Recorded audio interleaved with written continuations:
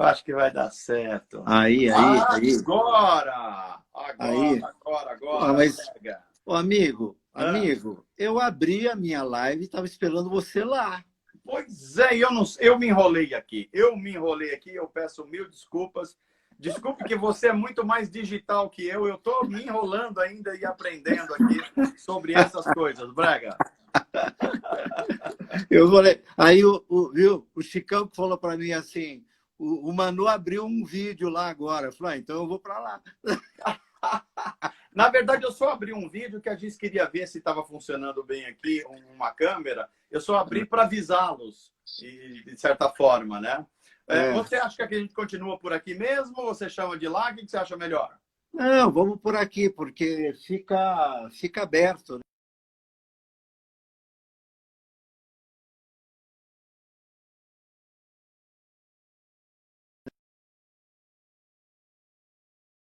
Acho que sim, Tinha eu estou conectado. desaparecido.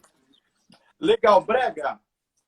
Boa noite para você, meu irmão querido. Que bom a gente poder estar aqui na noite dessa terça-feira para um bate-papo, uma conversa, nesse momento onde a gente tinha o hábito de estar presencialmente tomando um café, fazendo umas caminhadas, conversando sobre a vida, sobre as pessoas. E essa pandemia nos tolheu dessa caminhada, desse andar juntos aí nesse momento.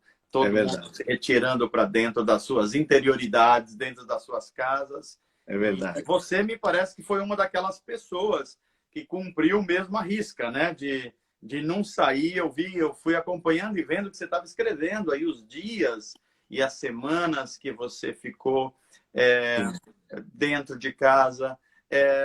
Brega, antes disso, eu queria que você, inclusive, falasse um pouco dessa experiência, desses dias e como você lidou com isso, mas há pessoas ainda principalmente aqui que estão no meu Instagram, que te conhecem, e outros que não. Eu queria que a gente apresentasse aqui um pouco a sua biografia e depois você complementa um pouco, ou se não, você mesmo já, ninguém melhor do que você para falar a respeito da sua biografia. Biografia, eu digo, a sua experiência pastoral, a sua lida do dia a dia. Fala um pouquinho, eu sei que a maioria já sabe, mas sempre tem gente circulando, e eu acho que vale a pena, Brega. Como é que você começou a sua experiência pastoral? Bom, primeiro, boa noite, meu amigo. Beijo para você, beijo na Giz. Ela está aqui do ladinho te ouvindo. Vocês me fazem falta. Viu? A pandemia nos roubou esses momentos presenciais. É verdade. Mas ela vai passar, né? Como eu tenho dito, pode demorar um pouco, mas vai passar. Tudo passa, afinal de contas, né? É verdade. Então, amigo, olha, eu tenho, na verdade, até por conta desse volume de lives e de mergulho nesse mundo aqui cibernético, né? Tenho contado e resumido um pouco a minha jornada, até para a gente não gastar tanto tempo com isso. Mas, assim, eu sou oriundo de Rio Preto, né? Acho que é sempre bom lembrar minha cidade natal. Nasci no interior de São Paulo, né? Mas eu cheguei em São Paulo com os meus pais muito cedo, com 6 anos de idade. Então, eu cresci aqui em São Paulo, sou um paulistano, né? Adotado aqui. Sempre aqui na região oeste, né, onde ainda moro hoje, mas sempre aqui. Cresci numa igreja batista, da Convenção Batista Brasileira, onde eu conheci a Lau, né, fomos meninos e adolescentes, jovens juntos, né? E lá, naquela igreja, nos casamos em 1978. Eu fui para o seminário, para a Faculdade Teológica, em 1980. Quando ela foi para a Faculdade de Ciências Contábeis, eu fui para a Faculdade Teológica. Na época, eu era profissional da indústria farmacêutica, né? Eu trabalhei durante 12 anos como propagandista da indústria farmacêutica, enquanto também fazia a faculdade. Mas, em 1982, eu fui convidado por uma congregação da nossa igreja para liderá-la, né, como líder, como cuidador, enfim. E em 1983, dia 3 de dezembro de 83, eu fui ordenado pastor batista, passei pelo exame, não é? Tanto de concílio quanto de ordenação pública, e iniciei a minha jornada. Na verdade, fiquei um ano trabalhando como seminarista, né, liderando a igreja já. Na época, usava-se um vocábulo que eu não sei nem se é comum hoje, né? Na época era um vice-moderador. Vice-moderador. O moderador era o pastor, né? Tá. E o vice era o vice-moderador, né? Eu era o vice-moderador. Legal. Eu tinha 26 anos de idade e aos 27 eu fui ordenado pastor. Trabalhei nessa igreja por quase 9 anos, no Jardim Rincão, bem pertinho do Pico do Jaraguá. Né? Trabalhei 9 anos ali. Ali meus filhos nasceram, né? Ali no Rincão.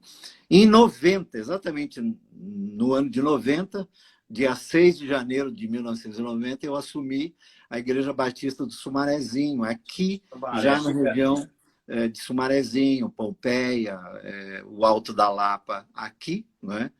E fiquei nessa igreja por 15 anos, né? na Batista do Sumarezinho. Depois fui trabalhar com o Ed René na IBAB entre 2004 até começo de 2006. Em 2006, o Caio me convidou para começar, junto com ele, o movimento Caminho da Graça e começar em São Paulo uma estação do Caminho da Graça. Foi quando eu diria assim, dei cabo de um desejo meu, Manu, de começar uma comunidade independente e começar do zero, começar sem ninguém que eu conhecesse. E foi assim que eu comecei o caminho, né? Eu fiz eu divulguei que eu ia começar uma comunidade no dia 21 de maio de 2006, às 10 horas da manhã, aluguei uma sala, né? E levei a minha garrafa térmica e fui para lá e esperei quem viesse. E chegaram 38 pessoas com as quais eu comecei a Estação do Caminho. Né? Então, esse é o trajeto pastoral em ambientes comunitários, vamos dizer assim. Né? Em paralelo, você sabe disto, né? Desde que conheci Caio, lá na metade dos anos 80, ouvi Caio pela primeira vez em 83, 84, logo que eu estava sendo ordenado pastor. Conheci ele pessoalmente em 87. E aí nós inauguramos um caminho paralelo às grandes denominações, né, às grandes instituições religiosas, chamado de Turma da Caminhada, Turma da Missão Integral, Turma do Pacto de Lausanne, porque era um grupo oriundo do Congresso Brasileiro de Evangelização que aconteceu em 82, né, lá em Belo Horizonte. E aí, nesse caminho paralelo, a gente transitou pelo Brasil e pelo mundo na tentativa de fazer dessa tal igreja brasileira uma igreja relevante, uma igreja presente na terra, no mundo, no chão da vida.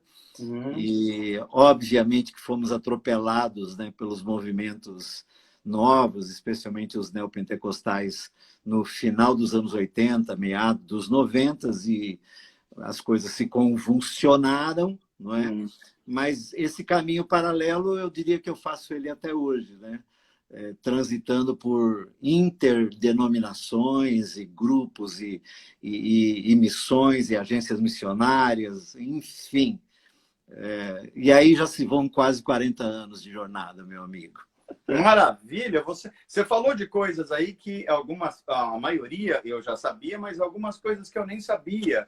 E eu acho que é importante essa história que você está contando, porque a vida da gente é feita de histórias, e as histórias são importantes, as pessoas são importantes. E o que eu achei interessante aqui, Brega, é que ao longo do que você foi falando da sua biografia, da sua caminhada, pastoral, ministerial, eu fui vendo o quanto você sempre trilhou por um caminho pastoral, de cuidado. Quando eu estou falando pastoral, eu estou falando de cuidado de pessoas mesmo, não só de ser uma pessoa, ser um teólogo, ser uma pessoa da religião, mas uma pessoa muito ligado às pessoas. Brega, nós vamos falar de algumas coisas aqui hoje, por exemplo, do seu novo livro que você está lançando. Daqui a pouco a gente volta a ele. Mas eu queria que você falasse um pouquinho antes da gente falar da sua experiência como escritor. Me parece que é o terceiro livro, né, Brega? É isso? Esse é o quarto, Manu. Ah, é o quarto já, né? Que Teve ótimo. os três bora, e agora o quarto. Teve três bora, então ok, então é o quarto. Daqui a pouco, então, a gente volta a falar dele. Mas, assim, antes que a gente fale dele, nós nos conhecemos num contato que a gente teve, não sei se você vai lembrar, aqui na Dona Leoa, na Dona Leoa, padaria, que tem sido gabinete pastoral, de certa forma, né, Bregantinho? Muito. E nós conversamos. Lembro bem daquele dia, se quer saber. Lembro muito bem daquele dia. Puxa, que legal. E eu também, Brega. Foi um dia muito importante, porque nós conversamos. Eu, como pastor bem mais jovem que o Brega, com muito menos experiência, e eu ouvi o que ele tinha a dizer e me disse coisas importantes. Nós já vimos que compartilhamos de muitas questões sobre a vida, de valores pastorais. Também partilhamos da sabedoria e da amizade. O Brega é muito mais próximo do que eu, do pastor Caio Fábio, e o impacto dele em todo o mundo pastoral e dos pastores mais jovens, e todo o trabalho que foi feito com a Vinde, com os livros, e depois que desagou aí no caminho da graça, cujo mentor aqui em São Paulo é o Carlos Bregantin. Então, nós fomos conversando e adensando aquela amizade que ali começou, e que o C.S. Lewis fala que a gente acha um amigo, Brega, quando a gente está conversando sobre algum tema da vida e a gente fala, puxa, você também? Eu acho que foi aquele caso, né? A gente foi conversando sobre os temas da vida e a gente foi vendo a aproximação de valores, de ideias, de compreensão, o valor das pessoas, e foi um tempo que a partir de lá só foi crescendo, e sou muito grato por sua amizade e por sua comunhão, Brega. Eu também. E bom, estamos esperando passar logo essa pandemia para a gente retomar nossas caminhadas e cafés aí, né? Pelo amor de Deus, não vejo a hora. Brega, falando em pandemia, você ficou aí 100 e tantos dias hibernado, por assim dizer, num ambiente de... você que tem contato com as pessoas no mundo virtual já há muito tempo e com muita gente. Brega, qual foi a sua experiência em tanto tempo parado dentro de casa, só com os contatos virtuais, pastoreando digitalmente, vendo o sofrimento, o isolamento, a solidão das pessoas? Como foi essa experiência desses dias para você? Manu, na verdade, assim, eu falo por mim, penso, talvez até falando por muitos, né, que acabaram, como eu, vivendo esses processos. Eu vivi, hoje, se for contabilizar, embora do dia 22 de julho para cá, Lau e eu flexibilizamos para receber nossos filhos em casa. Mas desde 14 de março até 22 de julho, nossos filhos não entraram em nossas casas. Uau! Em nossa casa, na verdade. Nós descíamos e os atendíamos ali na porta do nosso prédio, que você conhece bem, com máscaras e com todos os cuidados, para a gente poder ver o meu neto, né, que nasceu, vai fazer 1 ano agora, e a pandemia chegou, ele estava fazendo 3, 4 meses. Né? Então, a pandemia roubou aí praticamente 5 meses, né, da nossa convivência com o Arthur, meu neto. Mas nesse período do aniversário do Felipe, de 22 de julho, eles fizeram uma quarentena. A minha filha Carol está muito bem guardadinha também. E aí eles entraram em casa, acho que depois de praticamente 4 meses. Né? Então, Lau e eu ficamos aqui em casa 4 meses, só tendo contato com os motoboys, os deliveries, os que vinham trazer aquilo que nós precisávamos. Adotamos isso por conta das nossas idades, né? Eu sou diabético, hipertenso, a Lau também, temos enfermidades que poderiam ser potencializadas se caso fôssemos contaminados. Enfim, melhor prevenido que remediar, né? Diziam os mais velhos.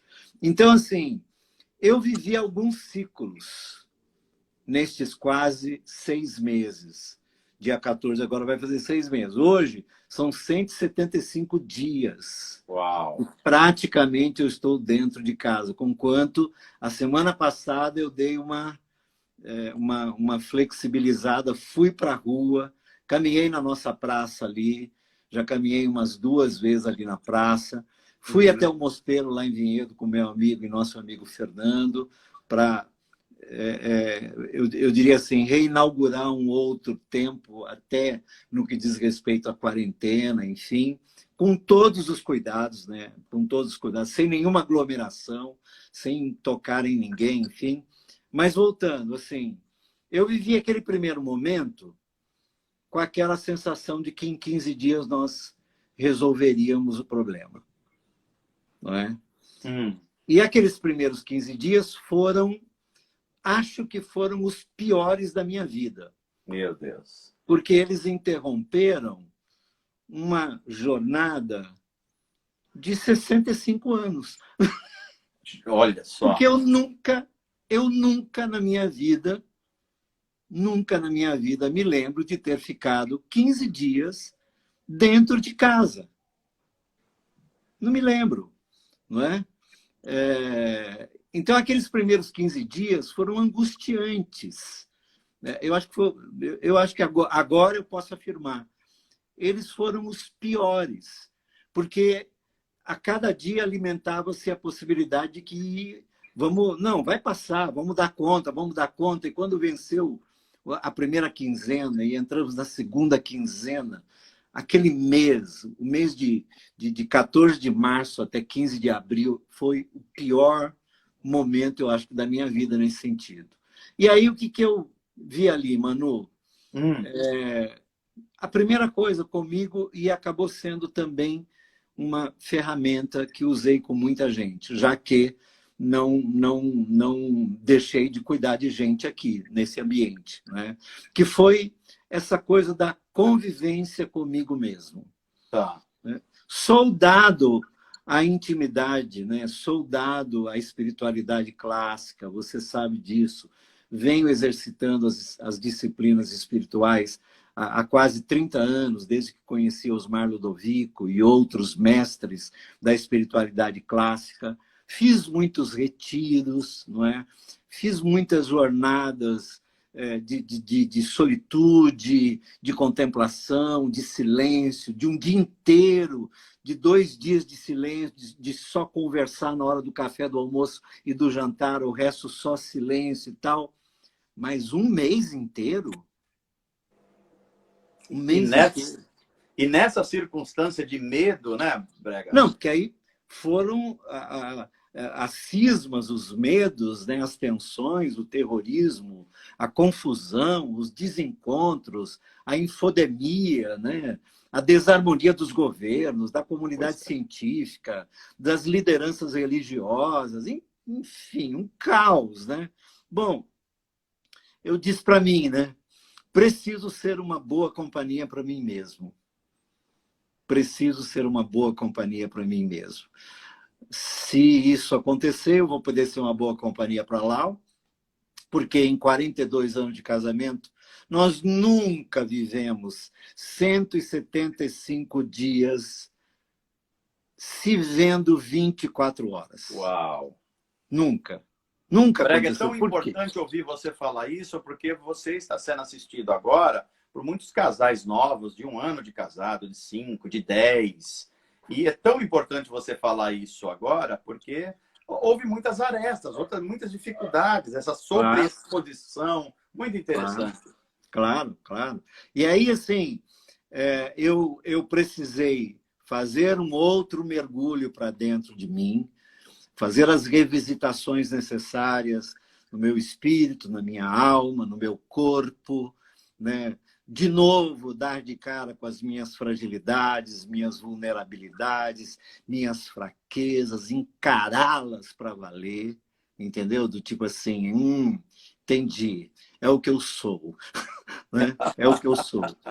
Mas isso contribuiu para que, com a Lau, nós pudéssemos como é a nossa convivência ao longo das décadas todas que estamos juntos, uma convivência amigável, saudável, amorosa, afetuosa, de parceria, de companheirismo, mas nunca tínhamos experimentado tal convivência. Por quê? Porque eu viajo muito, ela tem tarefas, ela sempre desempenhou sua vida, né, profissional, distante de mim, eu viajando muito, com responsabilidades para fora de casa, seja aqui na padaria Letícia ou do outro lado do oceano, enfim, né? Mas, de repente, aqui, né? 175 dias, café, almoço e janta, não é? Dando conta do que é esse dia a dia. Então, assim, isso foi foi um ganho. Eu não estou dizendo que a pandemia fez bem para isso. Cá entre nós, não vejo nada bom na pandemia. Nada, nada, nada, nada, nada, nada. Da pandemia, que não vejo nada bom nela, eu estou tentando tirar alguma coisa significativa. Mas na pandemia não tem nada de bom. Tem gente morta. Pois é. Tem gente morta. Então, assim, eu estou achando bom. Não, eu não estou achando bom coisíssima nenhuma. Eu não esperava viver isso. Eu não acreditei que nós íamos viver isso. Eu não imaginava esse fator inédito num mundo de 7 bilhões de almas, entendeu? Então, assim, não entrei nessa de o que tem de... Não tem nada de bom. Agora, eu vou ter que dar conta da minha vida. E dar conta da minha mulher, e do meu entorno imediato, e daqueles que começaram a se avolumar na procura por conta do que foi apertando, do que foi espanando, do que foi derramando, do que foi estilhaçando. Então, assim, sem números de pessoas, de jovens a velhos, que viveram situações as mais variadas. Então, assim, eu precisei viver bem comigo mesmo, me reencontrar. E foi bom, consegui. A outra coisa, eu decidi, Manu, por quê? Logo lá naqueles primeiros dias também, tinha esse papo. Nossa, eu abri meu computador, o Brega, o que você acha que vai ser a humanidade depois da pandemia? O que você imagina que a humanidade é a humanidade? Que o mundo... Falei, mano... primeiro, não faço a menor ideia. Não faço a menor ideia. E outra, eu volto sempre para Eclesiastes 3. Gosto. Né? Eu tenho uma fixação por Eclesiastes 3. Tanto que eu disse, eu só não lembro o dia da semana e o dia do mês, mas lembro bem quando nos encontramos. Né? E as minhas memórias de momentos, lugares e épocas e tempos, elas são muito claras. Não é? E aí, outra coisa que eu decidi. Bom, é isso. Então, eu não vou pular essa etapa. Então, antes de querer responder o que vai ser o mundo, o que vai ser a humanidade, o que eu serei, o que as religiões, o que os governos, o que a comunidade científica será, depois eu preciso encarar o que está acontecendo. Eu não vou pular essa etapa. Eu vou amargurá-la. E essa é a palavra. Porque outra coisa, Manu, inédita. Eu nunca chorei tanto na minha vida de maneira permanente como nesse tempo. Brega, como é bom ouvir você dizer isso por 2 motivos. Primeiro, você está usando palavras aí que elas definem quase um luto. E um luto é resolver encará-lo, é resolver passar por ele, não adianta tentar pulá-lo. E você está falando uma pessoa que aconselha tanta gente, com tanta experiência de vida, com tanto contato com o sofrimento e com as pessoas, e ouvir você que você chorou esse nó na garganta, talvez esteja aliviando outras pessoas, inclusive que estão nos ouvindo agora, que estavam se achando estranhos. Puxa, será que eu sou fraco? Será que só eu que sou assim, que choro no meio? Não, Não. Tem muita gente chorando esse momento, não é isso? Aliás, eu até digo no livro, né, inclusive, porque tem a ver com o Evangelho no Chão da Vida. Me lembro do pastor Irlande, pastor da Primeira Igreja Batista de São Paulo, um dos nossos conselheiros, mentores, professores da Faculdade Teológica. Está vivo, graças a Deus, com mais de 80 anos. Eu ouvi um pouquinho antes da pandemia, eu ouvi. Ele é uma criatura maravilhosa. E lembro-me ele ensinando a nós, pastores jovens, né? Uma vez ele disse assim, que um pastor não poderia ter os olhos secos. Olha só. Que os olhos de um pastor deveriam estar sempre molhados. Cara, eu nunca esqueci isso. E quando eu comecei a ver as notícias de morte, eu chorei por alguns motivos.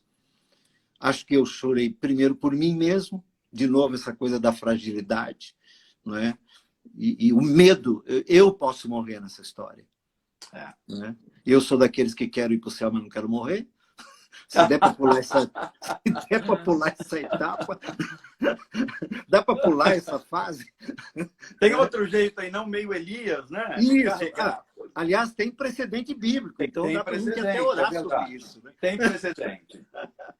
Então, assim, eu chorei por mim, eu chorei pela minha família, eu chorei pelo mundo, eu chorei, assim, olha, eu acho que nos primeiros 120, 150 dias, eu não conseguia ler um texto bíblico das devocionais, depois vou falar sobre isso também, a bendita hora de oração que eu reinaugurei, e eu não conseguia terminar uma oração sem choro. Então, eu nunca chorei de maneira intermitente como chorei nessa pandemia. Poxa. E ainda estou chorando. Pois é. Eu estou pensando aqui, enquanto você está falando, mesmo diante, volto a dizer, do seu background pastoral e de aconselhador e tudo mais, você falando dessas dores interiores e essa tristeza que pulsa do peito. Brega, eu estou pensando aqui em muitas mulheres que estão com as suas crianças em casa, passando por uma pressão emocional, casamentos que estavam com problemas e ainda tinha um espaço do período de trabalho, e agora todo mundo está junto e tem que encarar de um lado do outro. Pessoas que já estavam sofrendo com sintomas de pânico e agora com essa situação dentro de casa, isso aflorou. Essas dores emocionais explodindo, não é isso? Todas as enfermidades foram potencializadas. E a muitos foram a morte. Todas as enfermidades foram potencializadas. Todas, as do espírito, as da alma e as do corpo. E as relacionais. As relacionais. Todas foram potencializadas. Então, assim, mas eu, de novo, decidi. Talvez, né? Eu, às vezes, até achei isso, né? No meu entendimento do que somos, né?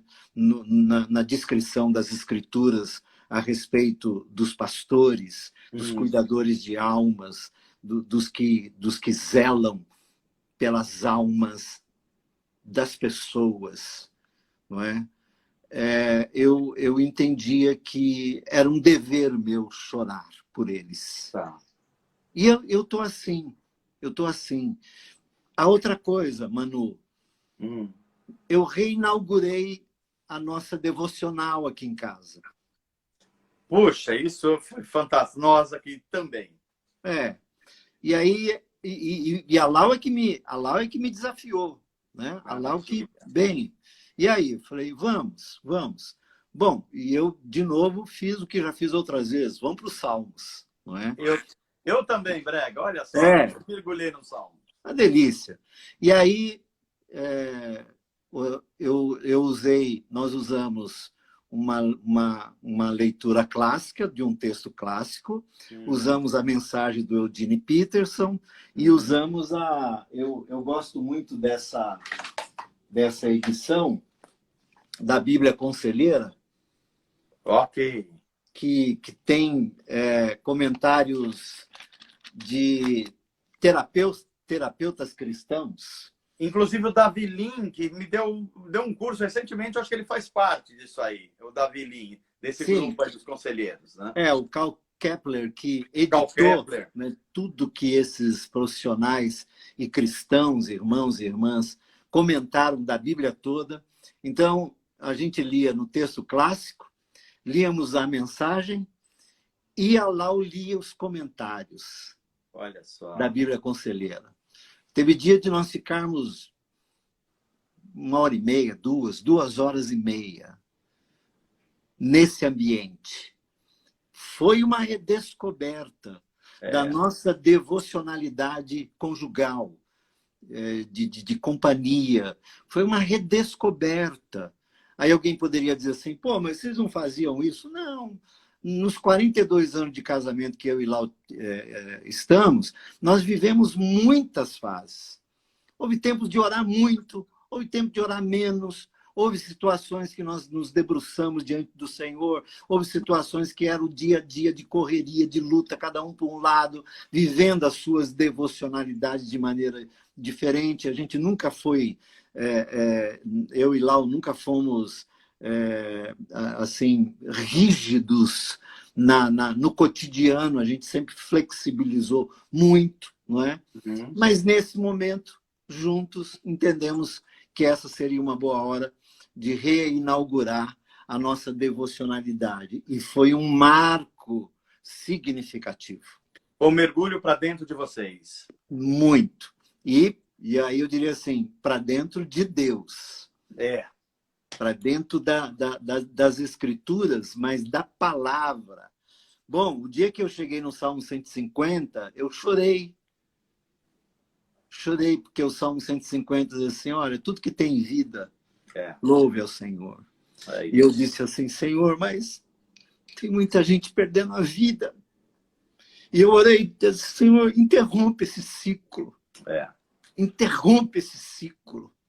Porque o salmista diz assim, os mortos não te louvam. As loucuras do salmista, né? Porque ele diz, os mortos não te louvam, mas depois ele diz que o Senhor é Deus de vivo e de morto. Enfim, mas é a confusão, é o caos da alma humana. E eu, quando li o último salmo, eu falei, Senhor, pô, interrompe isso. Os vivos te louvam, que tem vida te louva. Cara, foi um dia muito especial, o Salmo 150. Maravilha. E aí inauguramos, depois estamos seguindo pelo Evangelho de João. Pelo Evangelho de João, numa redescoberta do amor e do coração amoroso de Deus e da presença amorosa do Cristo na Terra. Então, estas são algumas das fases que, além do que você sabe, Manu, se eu quiser trabalhar 24 horas aqui, eu trabalho. Né? O meu trabalho cresceu muito, a Bendita Hora virou uma espécie de comunidade do tempo da pandemia, né? São vários grupos que se criaram, né? A partir da nossa insistência aqui, né? Do primeiro dia até o 100º dia, foram todas as noites, às 21h30. Olha só. 100 dias.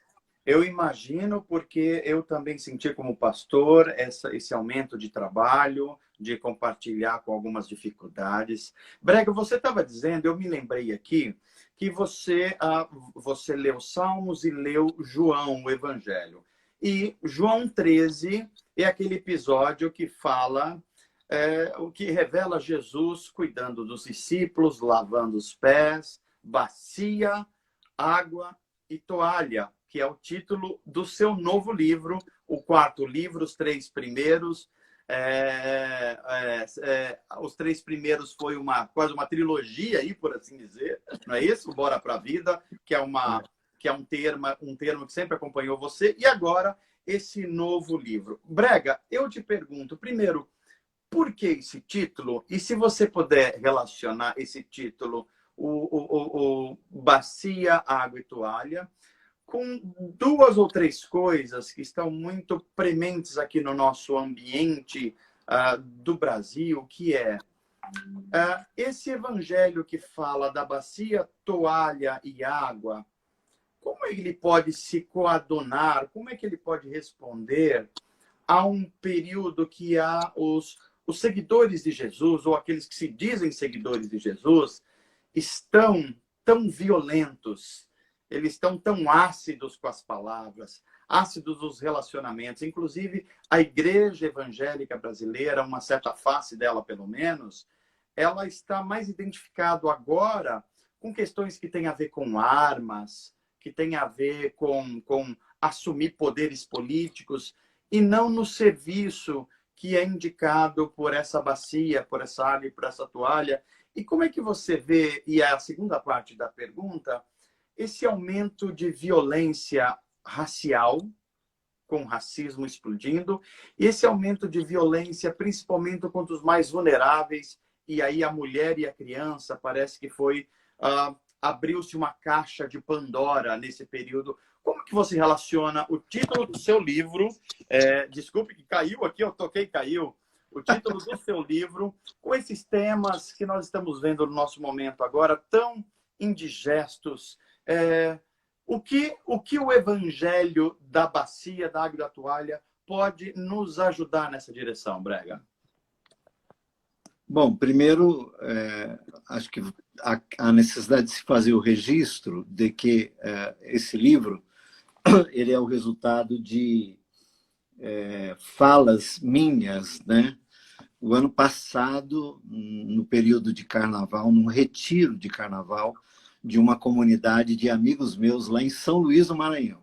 Legal. Nós passamos uma semana com uma comunidade da Igreja da Colheita, cujos pastores são Renato e Eliel, queridos amigos meus, e eles me propuseram um tema que eu desenvolvi, né, ao longo daqueles dias todos lá, e aquilo tudo foi gravado, e os meus amigos e irmãos Marcelo e Renata, que são responsáveis pela trilogia Bora pra Vida 1, 2 e 3, né, os três primeiros eles são compilações dos meus escritos diários, né, nas mídias, né, e eles que construíram os livros e me deram de presente. Ou seja, é mais um trabalho que nasce do seio pastoral. Eu estou enfatizando isso, sim, porque eu acho isso da maior importância. Sim, né? Sim, eles transcreveram as minhas falas, né? Eles transcreveram e construíram o livro a partir delas, né? Tá. Ele é melhor elaborado até do que os outros três, né? Porque alguns outros profissionais voluntários estiveram participando da elaboração desse livro para que ele ficasse numa edição bonita, com qualidade, enfim. Mas ele é o resultado de um trabalho na convivência com uma comunidade de irmãos e irmãs lá em São Luís do Maranhão. E a tônica, né, da minha fala tinha a ver com João 13.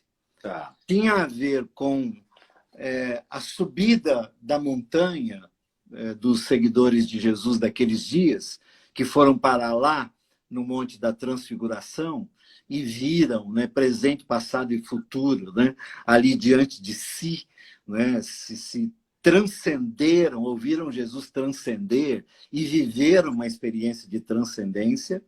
Não obstante, embora Pedro quisesse ficar ali, segundo a declaração dele, é verdade. O Senhor diz assim, não agora e não é aqui. Não é no topo da montanha, é lá no pé da montanha. É lá onde as coisas estão acontecendo que eu quero vocês. É lá que eu quero vocês. E na noite da traição de João 13, que você citou, que obviamente tem a ver com o título desse livro, o que eu entendo dali, daquele momento? Né?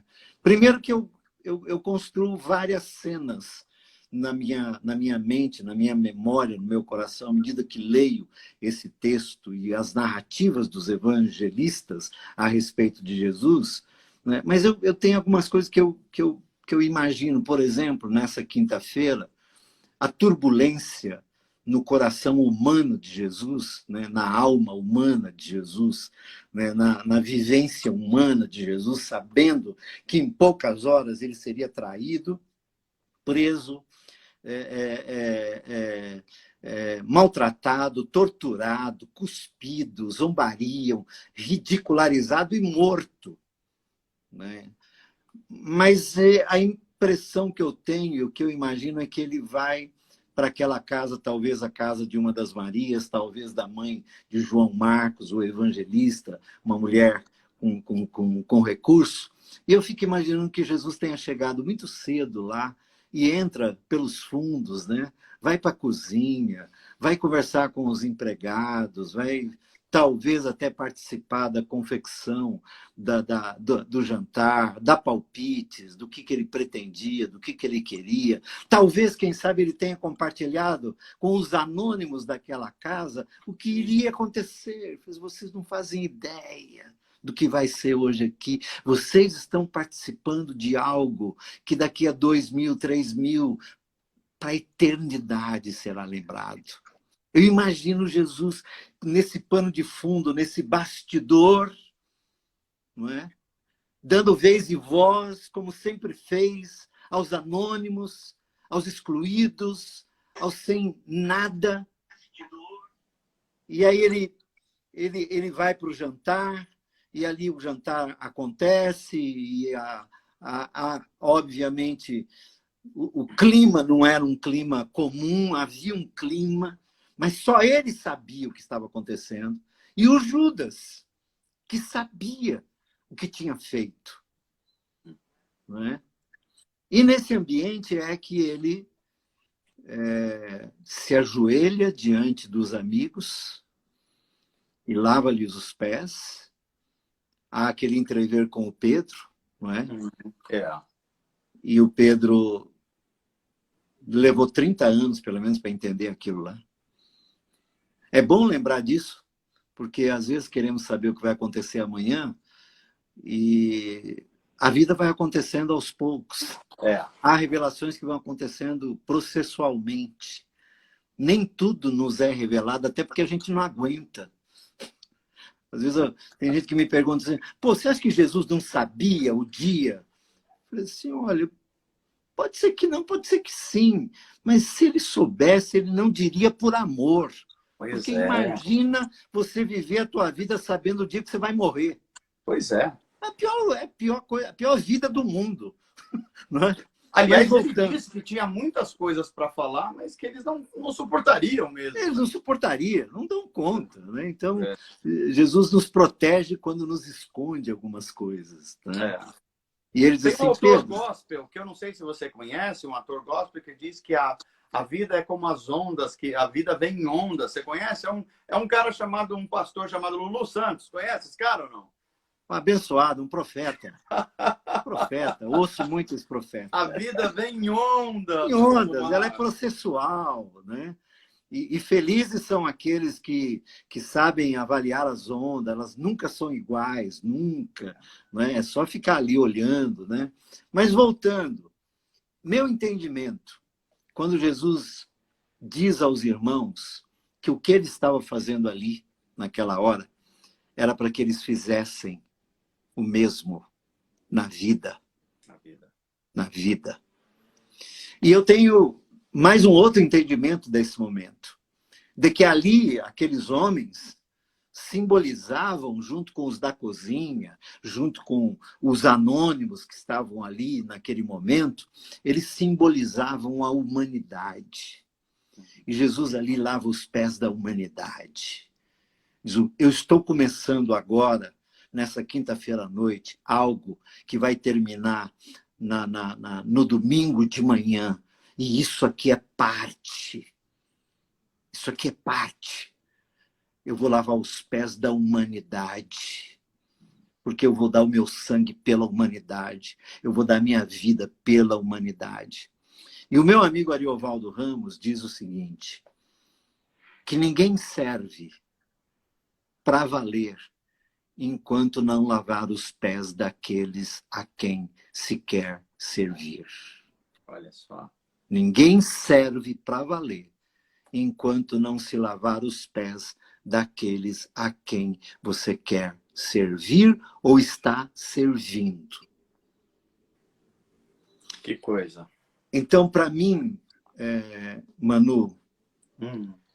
todo o arsenal que essa tal igreja evangélica vem utilizando, todo o ferramental que essa tal igreja evangélica vem utilizando, todo esse potencial bélico dessa tal igreja evangélica brasileira ou mundial está longe dos 3 elementos básicos para servir o mundo que Jesus deixou claro e instituído: bacia, água e toalha. E o Carlinhos Queiroz, sexta-feira, na sala do lançamento do meu livro, ele disse assim: Brega, você devia ter incluído o pão e o vinho. Eu falei assim: inclua você que eu faço um adendo no livro. Porque o Carlinhos deu uma aula para nós do momento do pão e do vinho, do fato de que só Judas colocou o pão no cálice. Olha só. E isso tem um significado absurdo, do tipo, só quem estava traindo faria isso. Que coisa. Era uma forma de autodenúncia. E o mestre lava-lhe os pés. E aí, então, meu amigo, tentando responder a sua pergunta, outra, eu diria assim: Manu, tá tudo errado, velho. Que coisa. Tá tudo errado. Sabe por quê? Porque até aqueles aos quais nós consideramos inimigos da cruz de Cristo e nosso inimigo, o Cristo recomenda lavar-lhes os pés, não odiá-los, não maltratá-los, não julgá-los, não condená-los, não provocá-los. Isso é o Evangelho. O Evangelho que propõe justiça, não vingança. O que eu vejo da boca daqueles que se dizem seguidores de Jesus de Nazaré, proclamando justiça, me parece muito mais vingança. Vingança. Pelo semblante E nós não pelas ações. sabemos. E a gente não sabe fazer vingança, né, Brega? A gente... A vingança é sempre duplicada, triplicada, quadruplicada. Você matou meu filho, eu mato os 2 que você tem. Você furou meu olho, eu furo os 2 seu. Isso é vingança do Velho Testamento, inclusive. E o Senhor diz: peguem bacia, água e toalha, o cálice e o pão, e ofereça para eles. Numa das minhas idas à Fundação Casa, Manu, já que eu tenho uma querida amiga minha, eu fiz uma live linda com ela, Silvana Urbani. Ela tem um instituto como você tem, você e a Giz. Tem no sentido de serem os criadores e tal. O instituto é de muita gente, sobretudo das crianças. Né? Mas a Silvaninha criou o Instituto Papel de Menino. Instituto Papel de Menino. E ela já está há 16 anos trabalhando com meninos da Fundação Casa. E eu já estive com ela lá algumas vezes. E um dia ela me chamou e ela falou assim: pastor, celebra a ceia com os meninos. Olha só. Aí eu falei: Sil, olha o que você está me pedindo. Ela falou assim: Jesus não faria? Ah, não tive dúvida, amigo.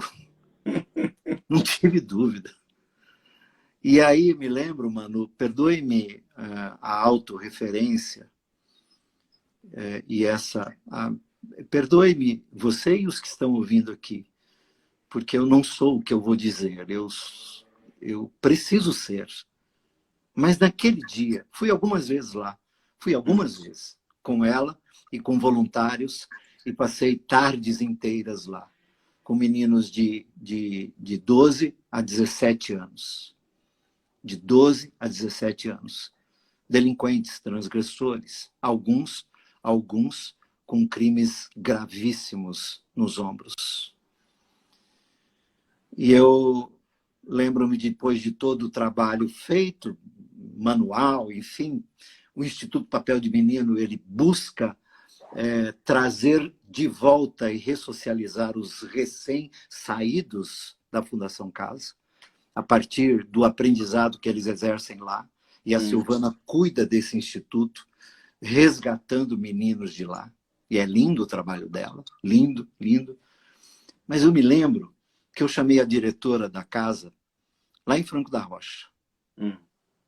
Os meninos todos enfileirados, né? E eu disse para ela assim, quem é o pior deles aqui? Na sua avaliação.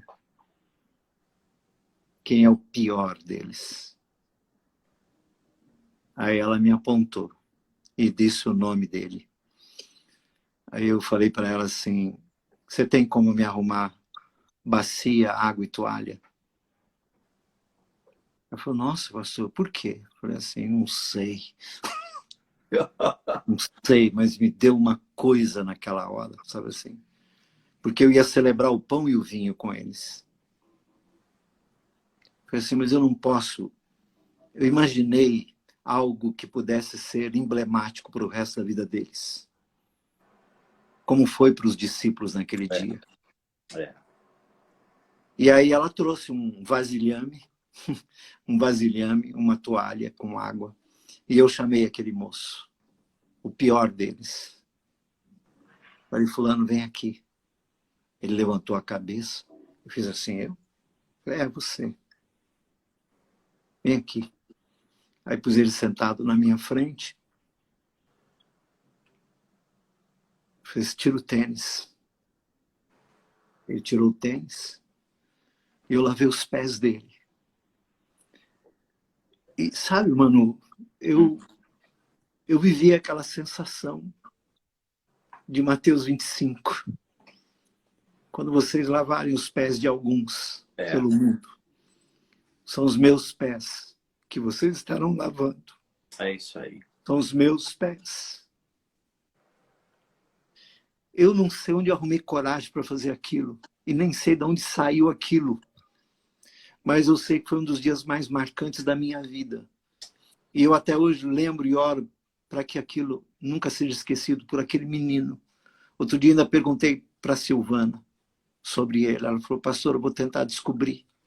Vou tentar descobrir. Então, Manu, amigo, eu tenho acompanhado lives suas, eu acompanho você, te admiro, você é um homem de uma cultura extraordinária. Sua conversa com o Bitu a semana passada me ensinou muito, aprendo muito com vocês, que conseguem categorizar, classificar, dividir de maneira acadêmica os temas. Eu digo o seguinte, meu amigo, ou essa igreja pega bacia e toalha e começa a lavar os pés das pessoas, ou essa igreja não vai fazer o menor sentido na existência nesse tempo. Poxa vida. Estou lembrando daquelas palavras de Jesus, se não salgar, no final ela vai ser pisada pela sociedade que não mais crê nela. Manu, eu decidi por bons combates.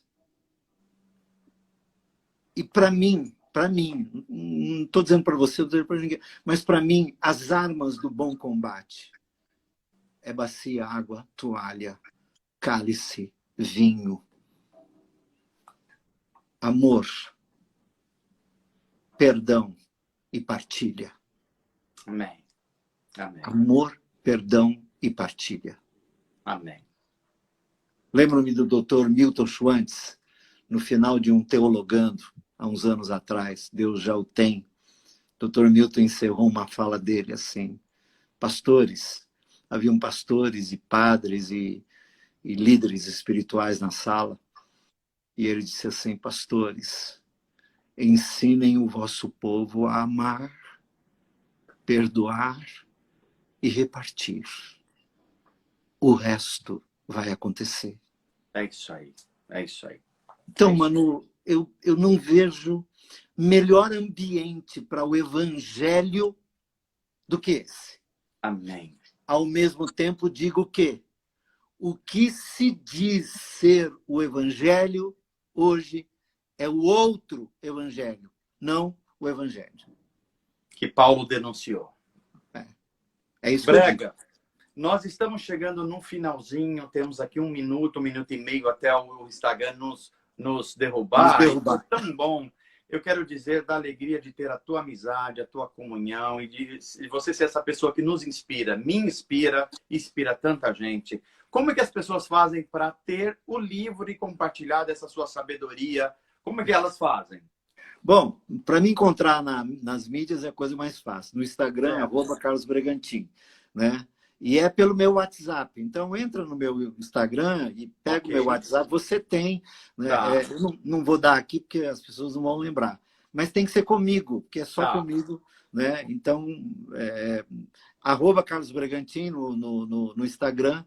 Vai lá no inbox, me chama que a gente conversa sem problemas. Vamos fazer isso chegar adiante. Muita gente precisa ouvir isso que ouvimos aqui. Nós vamos colocar essa live lá postada. Brega, a gente tem aí 30, 40 segundos. Ora pela gente para a gente concluir essa live.